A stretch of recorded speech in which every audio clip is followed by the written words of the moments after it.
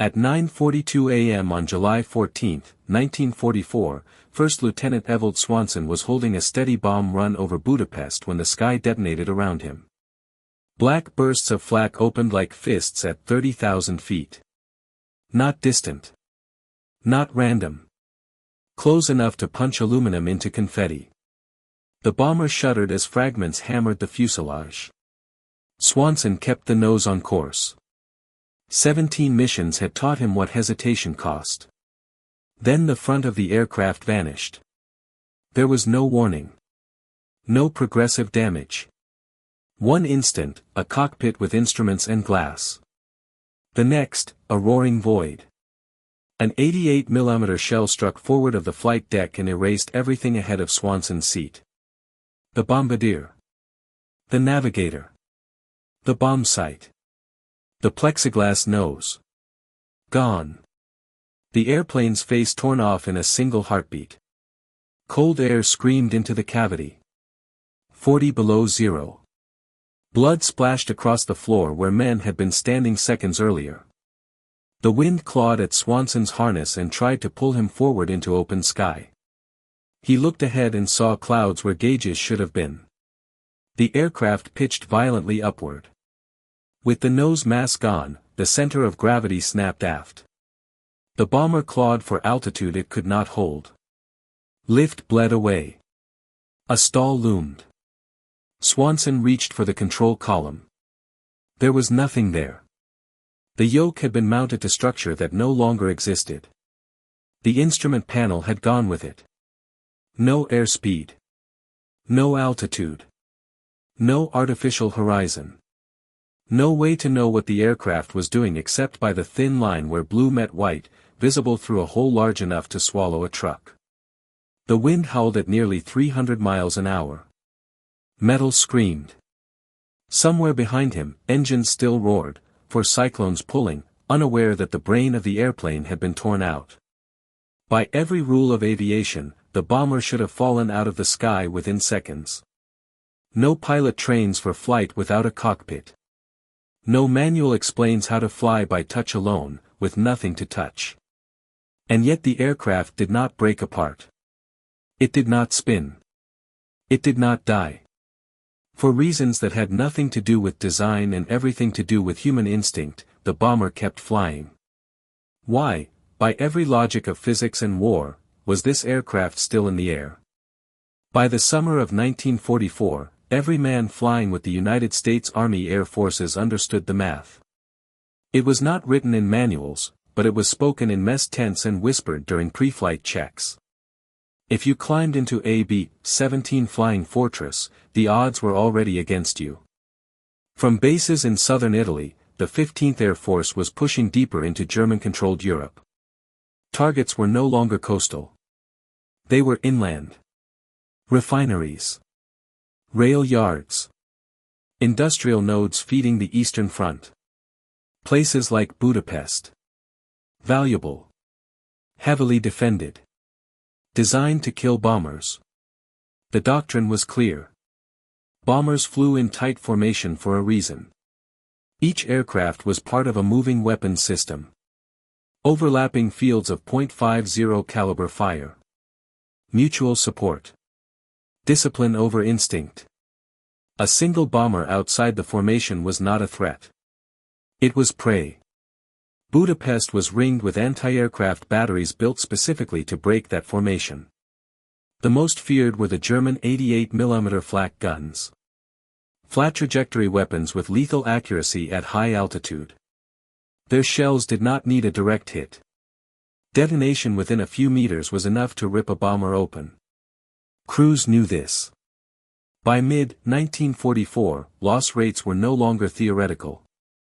In some units, 8 out of 10 men who flew repeated missions did not complete their tours. Some were killed outright. Some were wounded and written off. Others vanished, aircraft last seen trailing smoke, falling through cloud layers, never confirmed destroyed, never confirmed landed. Training did not prepare crews for survival outside doctrine. It prepared them to function inside it. The B-17 was engineered around that assumption. Stability came from mass and symmetry. Control authority came from intact surfaces.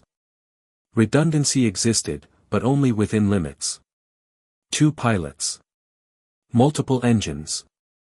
Duplicate systems. But all of it depended on one thing remaining true: the aircraft had to remain whole. Lose an engine, and the bomber could limp home. Lose 2, and the odds dropped sharply. Lose control surfaces, and recovery became unlikely. Lose the cockpit itself, and survival dropped to near zero. There was no checklist for that. The flight manual contained nothing about flying without a nose section. Nothing about operating with no airspeed indicator, no altimeter, no artificial horizon. Nothing about compensating for catastrophic drag caused by a missing forward fuselage. No procedures for coordinating flight control when the intercom was destroyed and the control column no longer existed.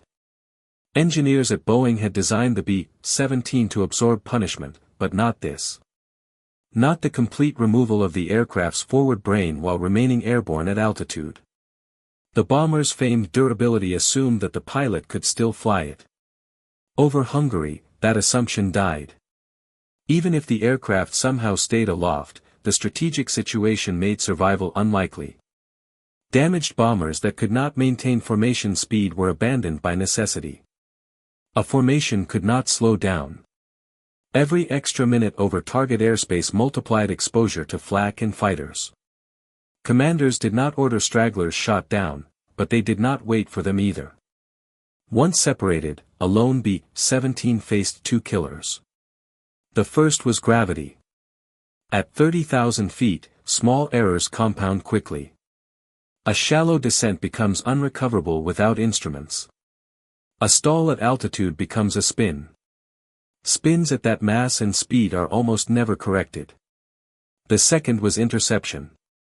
German fighters, Messerschmitt Bf-109s and Focke-Wulf Fw-190s, hunted isolated bombers. They did not need prolonged dogfights. They attacked from blind angles, fired short bursts, and broke away. A crippled aircraft could be dismantled in seconds. Doctrine assumed the bomber would be destroyed long before bailout became organized. And even bailout assumed order.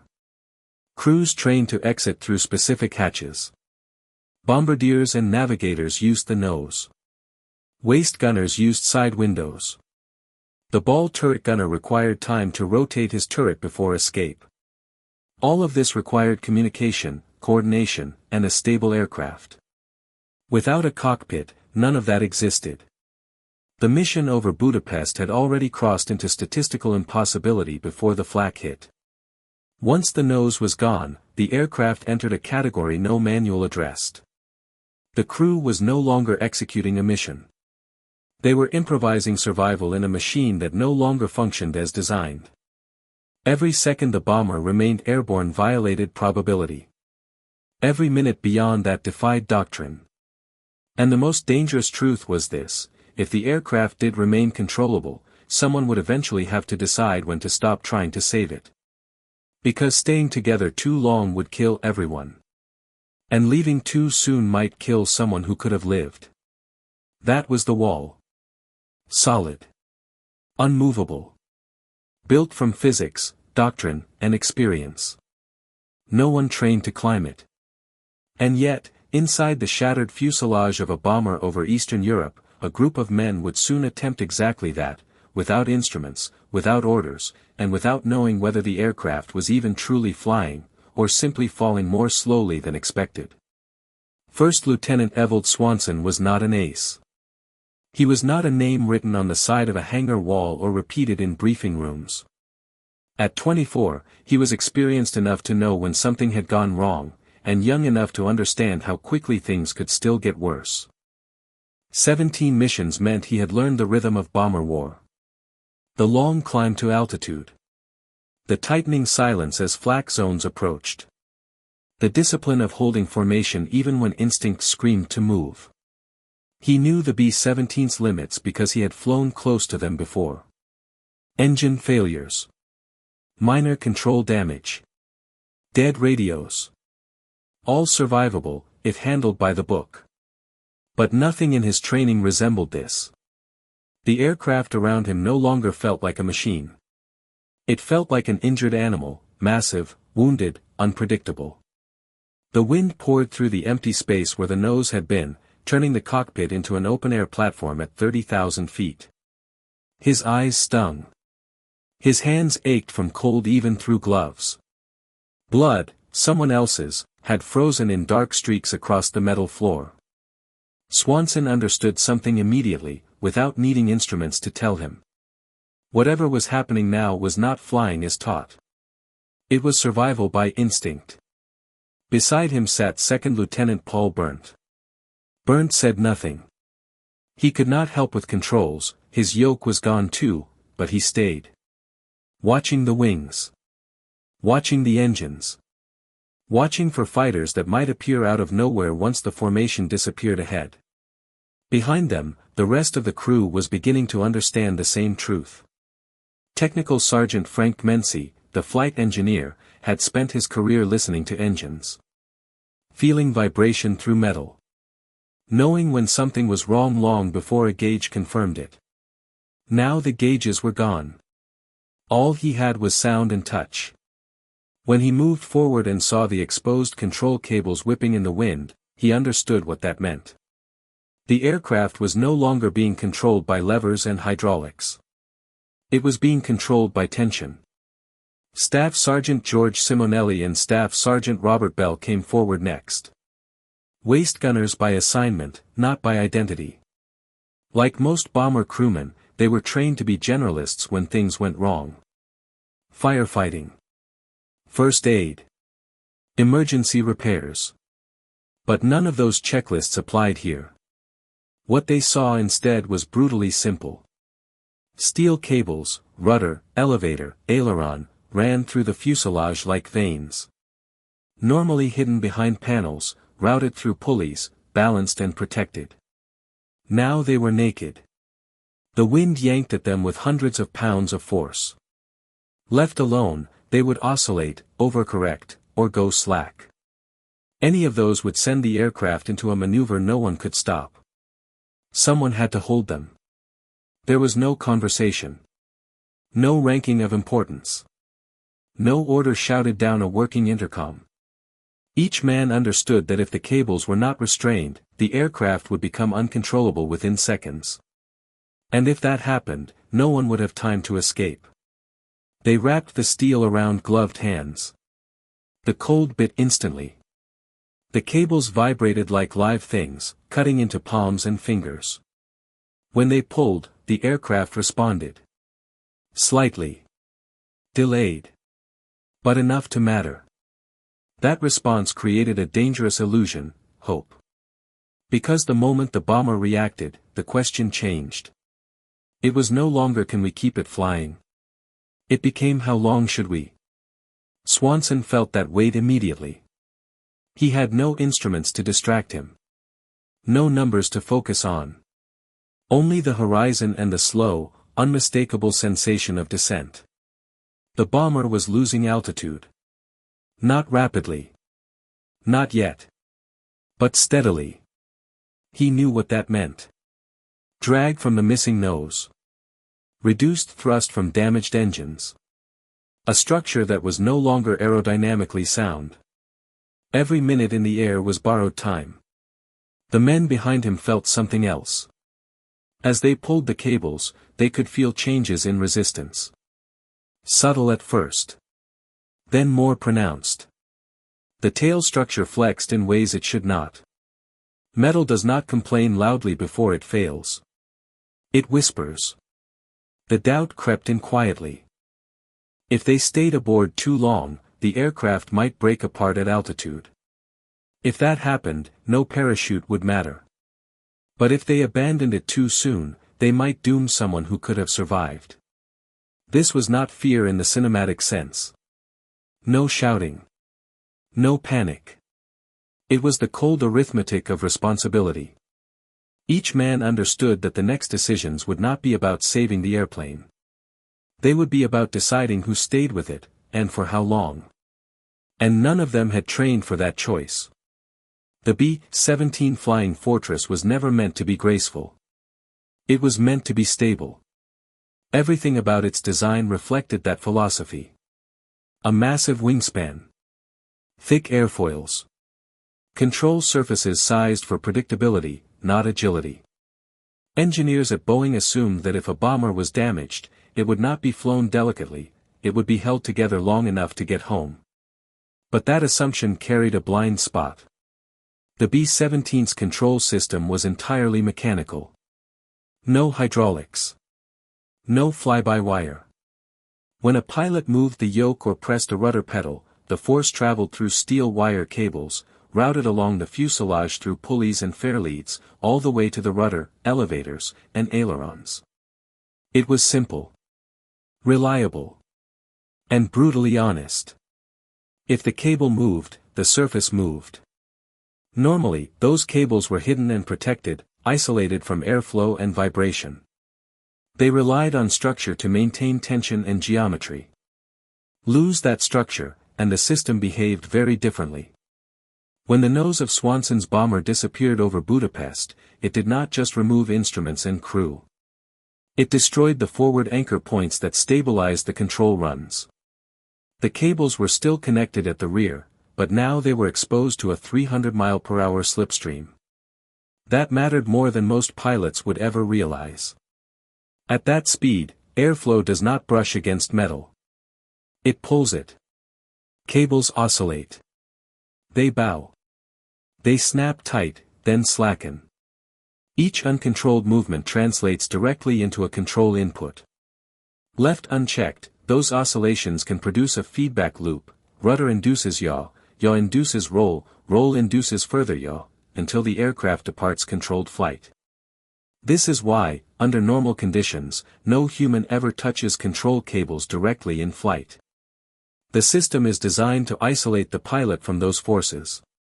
Over Hungary, that isolation vanished. By gripping the cables with their hands, the crew unknowingly recreated something the aircraft had lost: damping.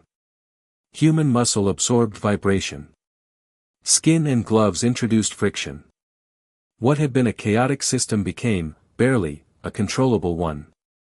But this solution came with a cost. Human bodies are not precision instruments. They fatigue. They misjudge. And unlike control surfaces, they cannot apply consistent force over time without feedback. Which brings us to the second problem. The missing cockpit did more than remove controls, it erased information. No airspeed indicator meant Swanson could not tell how close they were to a stall. No altimeter meant altitude loss was felt, not measured. No artificial horizon meant orientation relied on visual reference alone. At altitude, with cloud layers and glare, that reference could disappear instantly. The bomber was now flying blind. Normally, stability masks small errors. But stability depends on symmetry. With the nose gone, the aircraft's aerodynamic profile was destroyed. Drag increased dramatically. The center of pressure shifted unpredictably. The bomber wanted to pitch, yaw, and roll in ways its designers never intended. And then there was the tail. The tail assembly of a B-17 was built to withstand normal flight loads and combat damage, but within limits. The loss of the nose changed those loads. Turbulence entering the fuselage created pressure pulses. Control inputs transmitted through exposed cables introduced asymmetric stresses. Microfractures formed where none had existed before. Metal fatigue does not announce itself. It accumulates. And once a critical member fails, the structure does not degrade gracefully. It lets go. A heavy bomber without a tail does not glide. It tumbles. This was the unspoken countdown hanging over the crew. Not fuel. Not fighters. Structural failure. Fuel, ironically, was the one variable they could not measure at all. The B-17 carried roughly 2,800 gallons of aviation gasoline, distributed across wing tanks. Fuel gauges were electrical, tied to the instrument panel that no longer existed. Radial engines provided no warning when fuel ran low. They ran smoothly, right up until they didn't. If all 3 remaining engines quit at once, there would be no restart. No glide path. No recovery. And yet, despite all of this, the aircraft stayed airborne. Why? Because the B-17 had one last design trait working in its favor: inherent longitudinal stability. Even damaged, even mutilated, the wing still wanted to generate lift. As long as airspeed remained above stall and control inputs remained roughly coordinated, the bomber would resist sudden departures. That resistance bought time. Time for men to adapt. Time for hands to replace mechanisms. Time for decisions no engineer could ever plan for. The blind spot was never structural strength alone. It was the assumption that humans would never be required to become part of the control system. On that morning, 10 men did exactly that. They did not defeat physics. They negotiated with it, second by second, using muscle, timing, and pain as substitutes for levers and gauges. But this improvisation could not last forever. Every correction required effort. Every effort increased fatigue. Every man holding a cable was also holding the aircraft together, and every man knew that the moment he let go, something else would have to give. The bomber was still flying. But now the crew understood the truth that defined what came next. They were not fighting to save the aircraft. They were fighting to decide when to stop. First Lieutenant Evald Swanson understood the moment before he admitted it to himself. The bomber could not be saved. Not in any meaningful way. Not in the way the manuals defined success. Not in the way training films promised.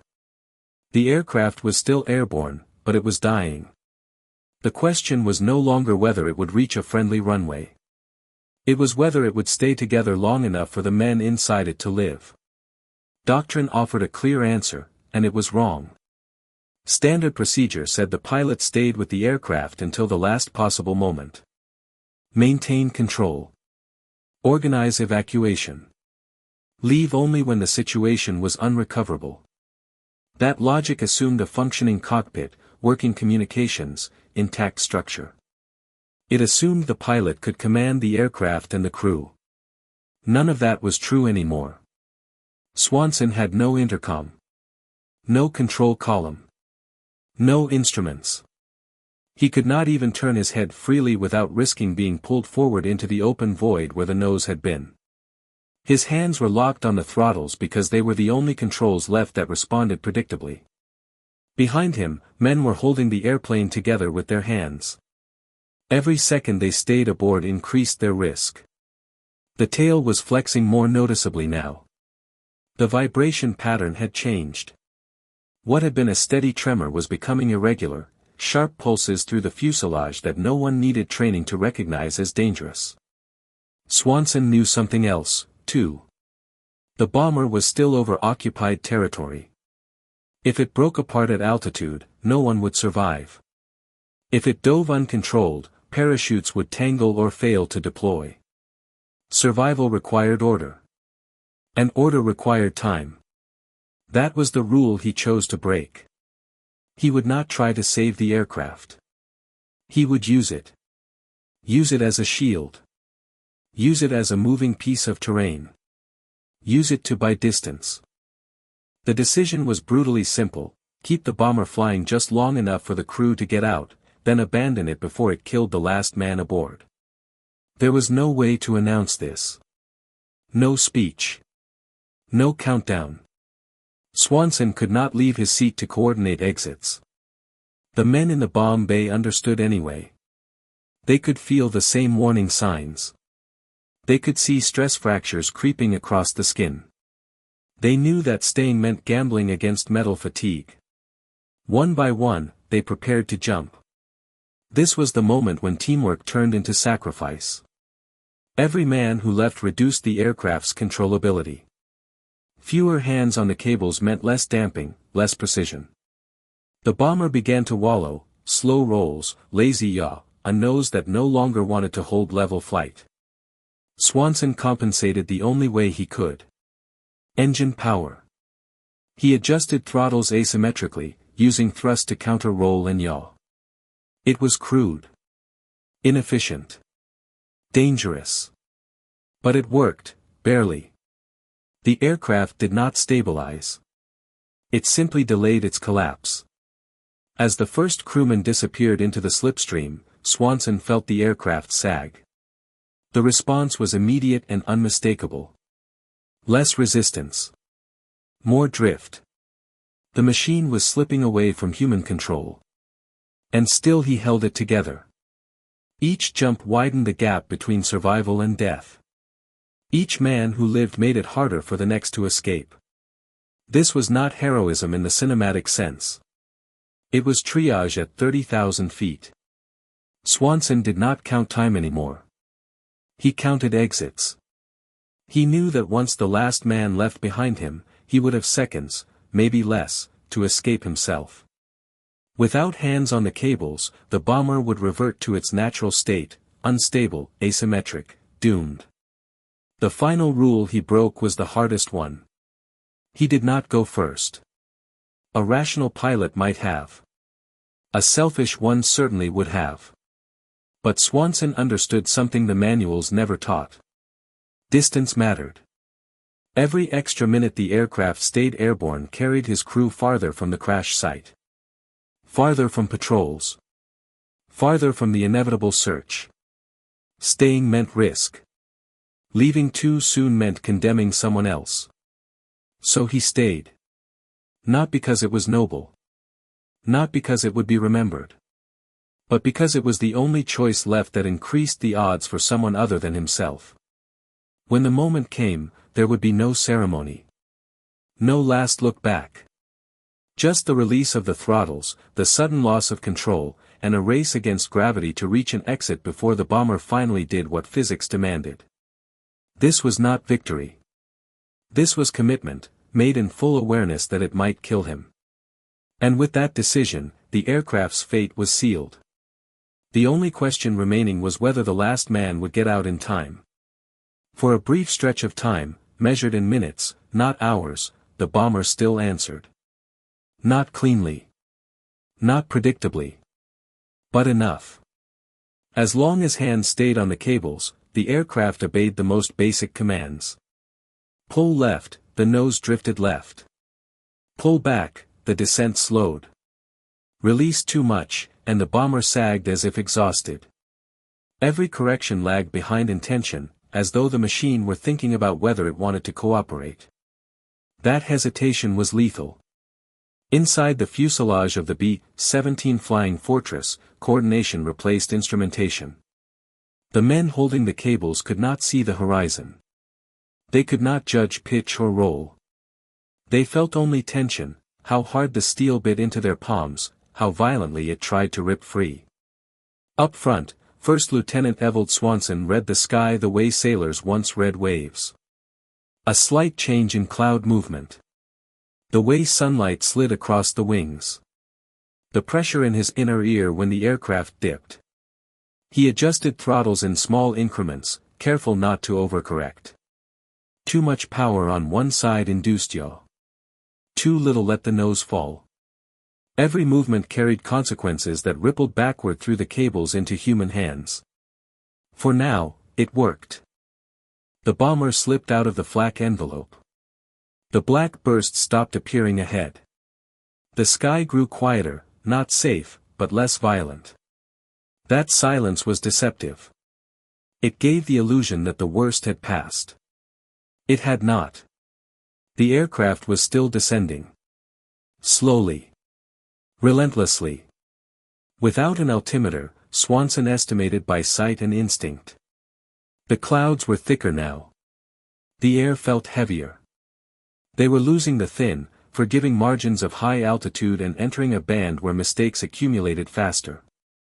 Behind him, fatigue was setting in. Steel wire does not care about pain. The cables vibrated continuously, transmitting every gust, every engine pulse, every structural shudder. Gloves stiffened with cold and blood. Fingers numbed, then burned as circulation struggled to keep up. Men shifted grips to preserve feeling. Wrapped cable around forearms. Braced boots against frames to increase leverage. None of this was in training manuals. It was improvisation born of necessity. Then the first warning came. Not dramatic. Not catastrophic. Just a change in feel. One of the men noticed the elevator cable pulling unevenly, tight on one pull, slack on the next. Another felt a sharp tremor run through the fuselage, different from engine vibration. A metallic creak followed, low and brief, like a distant gunshot muffled by walls. The tail was talking. No one said it aloud, but everyone understood. Structural integrity was degrading. The aircraft was not simply damaged, it was aging rapidly under abnormal loads. Still, control remained. That fragile fact made what happened next possible. The first crewman moved toward the exit. He did not hesitate. Hesitation would have been dangerous, for him and for everyone else. He secured his parachute, positioned himself at the waist opening, and jumped. The aircraft reacted immediately. The loss of one set of hands changed the balance. The cables snapped tighter, oscillations increased. Swanson felt the nose wander. He compensated with throttle, easing power on one engine, pulling it back on another. The bomber responded, but more sluggishly than before. Control still existed. That was the danger of this phase. As long as the bomber responded at all, it tempted men to stay longer. To believe they could squeeze out one more minute. One more mile. One more chance. Swanson resisted that temptation. He did not chase perfection. He accepted deterioration and planned around it. He let the aircraft descend at a controlled rate rather than fight for altitude it could no longer hold. Fighting would have accelerated structural failure. This was no longer about keeping the bomber flying well. It was about keeping it flying long enough. As the last crewman prepared to leave the bomb bay, the aircraft entered a state that pilots fear most, marginal control. Not uncontrollable, but unforgiving. Any misstep would be final. Swanson felt the balance tipping. He could sense how close they were to losing the argument with physics. The bomber was still airborne. Still obeying. Still cooperating, begrudgingly. But the margin was gone. This was the final stretch where control existed at all. Beyond it lay a phase where no amount of coordination, strength, or experience would matter. And Swanson knew, without instruments, without numbers, without confirmation, that they were seconds away from crossing that line. The moment the next man let go of the cables, the aircraft stopped negotiating. It did not snap into a spin. It did not break apart immediately. That would have been simpler. Instead, the B-17 Flying Fortress entered a state pilots fear more than chaos, delayed collapse. With almost no damping left, the control cables began to hunt on their own. Airflow pulled them tight, then slack, then tight again. The bomber rolled left, corrected too far, then drifted right. Each oscillation grew slightly larger than the last. Up front, First Lieutenant Evald Swanson felt the change instantly. The throttles were no longer tools of correction. They were emergency brakes on a machine sliding downhill. He reduced power on one engine, then added it back. The response lagged. When it came wrong, too much yaw, not enough pitch. The aircraft no longer wanted to settle. It wanted to wander. Behind him, only one or two men remained in the fuselage. Not enough to restrain the cables. Not enough to counter oscillation. Control was slipping from human hands back to physics. This was the crossing. The aircraft was still airborne, but it was no longer flyable in any meaningful sense. One more crewman reached the waist opening and jumped. The slipstream swallowed him. The bomber reacted like a wounded animal losing its balance, nose down, left wing sagging, tail shuddering violently as loads redistributed through already fractured structure. Swanson knew the timeline had collapsed. Without hands on the cables, any control input had to come from thrust alone. Thrust could counter yaw briefly. It could not arrest a developing roll. It could not stabilize pitch when the center of gravity was no longer where it belonged. The bomber began a shallow, tightening descent. Not a dive yet. A promise of one. Metal complained. A deep, resonant creak ran through the fuselage, longer than before, louder. The tail section flexed visibly now. Not vibration, movement. The stabilizers were no longer rigid planes. They were levers prying against weakened spars. A B-17 without a tail does not recover. It departs controlled flight instantly and tumbles until impact. Swanson knew this. Everyone trained on the aircraft knew it. That knowledge had been theoretical until now. Now it was imminent. The last crewman disappeared aft. The bomber was effectively unmanned except for the cockpit. Swanson and Second Lieutenant Paul Berndt were alone. Berndt looked at Swanson. No words. There was nothing to say. Berndt had no controls. No function left aboard. Staying would not help the aircraft or anyone else. The only remaining calculation was time. Altitude was bleeding away, hundreds of feet per minute now. The descent was no longer subtle. The horizon tilted and refused to level. Swanson felt the beginnings of negative G, then a sudden lurch as the aircraft corrected too far in the opposite direction. This was the edge. Berndt unbuckled. The motion alone destabilized the bomber. Weight shift mattered now. Swanson compensated instinctively, easing power, then adding it back, riding the engines like reins on a runaway horse. Berndt moved aft and vanished. Swanson was alone. One man in a 65,000-pound aircraft that no longer wanted to obey. The bomber descended through thinner cloud layers. The ground was still far below, but it was no longer an abstraction. It had texture now. Shape.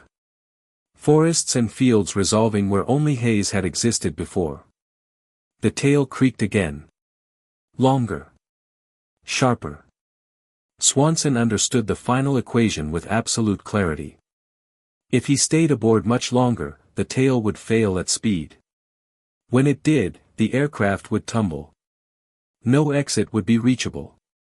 No parachute would deploy cleanly. If he left too early, seconds earlier, he would reduce the distance between crash and crew, increasing the odds that German patrols would recover them all together. He chose a margin measured in heartbeats. 2 minutes earlier, he had decided how long he would stay. That decision had already saved lives. Now it was time to cash it in. At 10 a.m., Swanson released the throttles. The aircraft responded instantly, by accelerating into a steeper descent. The engines, no longer moderated, pulled unevenly. The bomber rolled left. The horizon slid. Swanson unbuckled. The wind tried to take him forward, dragging him toward the open void where the nose had once been. He fought it, bracing against the seat, then stood as the aircraft lurched again. The dive steepened. He moved aft through the crawlway, fighting centrifugal force as the bomber began to commit to its fall.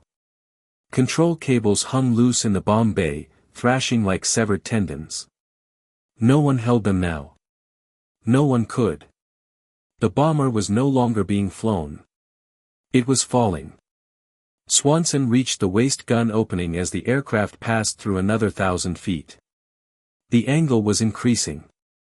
G-forces pressed him sideways. The structure groaned in protest. He clipped his parachute. There was no pause. No look back. No assessment. The aircraft would not wait. He jumped. The slipstream hit him like a wall. The bomber flashed past, engines still roaring, already accelerating beyond him. For a split second, he was weightless, then violently spinning as the airflow tore at his body. He pulled the ripcord. The parachute opened with bone-jarring force. Pain exploded through his shoulders. The world snapped quiet. Above him, the B-17 continued its descent alone. Swanson watched it fall. The tail held for seconds longer, just long enough to make the ending cruel. Then it failed. The stabilizers tore free. The aircraft pitched nose down into a near-vertical attitude and vanished into the trees below. A column of black smoke rose where it hit. Nothing survived that impact. No one aboard could have lived another 30 seconds. As Swanson drifted downward, the truth settled in with terrifying calm. Control had not been lost all at once. It had been spent, piece by piece, man by man, until there was nothing left to give. And when it was finally gone, the aircraft did exactly what physics demanded. The fall was brief.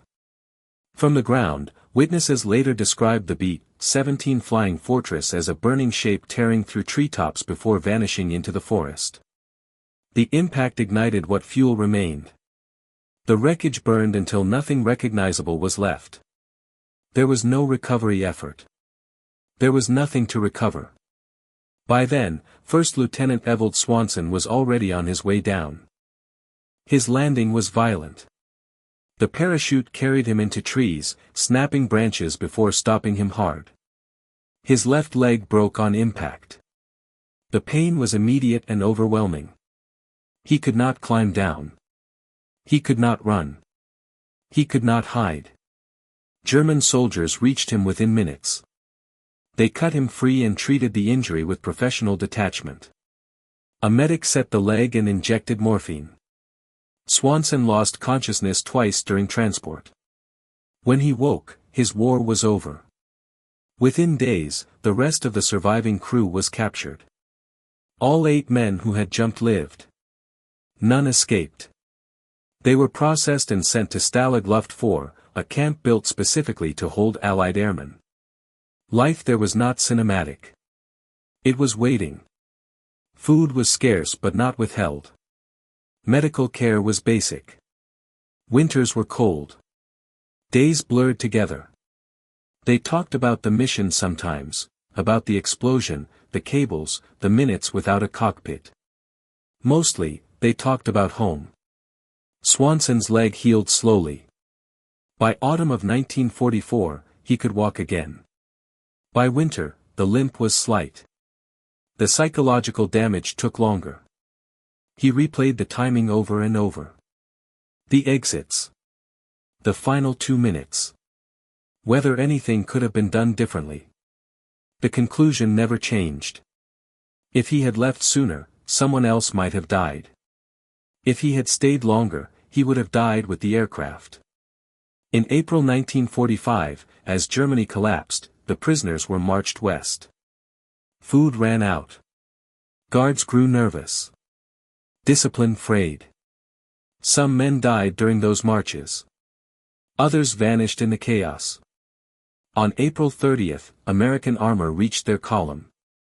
The war ended for them on a dirt road. They went home in pieces, physically intact, mentally altered. Swanson returned to Michigan, married, raised a family, and lived quietly.